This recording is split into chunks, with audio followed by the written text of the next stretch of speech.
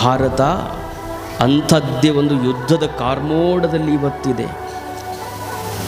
Bat ಹಿಡಿದು boundary ಹೊಡೆಯುವಂಥ ಆಟಗಾರರ ಬಗ್ಗೆ ನಾವು ಕೇಳಿದಾಗ ಹೆಂಗೆ ನಮ್ಮ ಹುಮ್ಮಸ್ಸು ಹೆಚ್ಚಕ್ಕದ.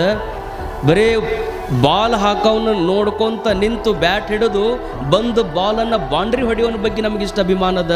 ಲಕ್ಷ್ಯ ಇರಲಿ, ಬೌಂಡ್ರಿ ಹೊಡೆಯೋನ ಬಗ್ಗೆ ಎಂಥ ಅಭಿಮಾನ ಐತಲ್ಲ, ಆ ಬಾರ್ಡರ್ನೊಳಗೆ ನಿಂತು ನಮ್ಮೆಲ್ಲರನ್ನು ಕಾಯುವಂಥ ಸೈನಿಕನ ಬಗ್ಗೆಯೂ ಅಂಥದ್ದೇ ಅಭಿಮಾನ ಇರಬೇಕು.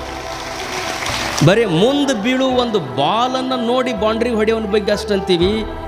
ಎದುರಿಗೆ ಬಂದು ಹಾಕ್ತಾನಂತ ಗೊತ್ತದ, ಎಲ್ಲಿ ಒಗಿತಾನಂತ 1000 ಸರಿ ಪ್ರಾಕ್ಟೀಸ್ ಮಾಡ್ಕೊಂಡಾನ, ಅಂಥವನ ಬಗ್ಗೆ ಇಂಥ ಅಭಿಮಾನ ಪಡುವಂಥ ನಾವುಗಳು.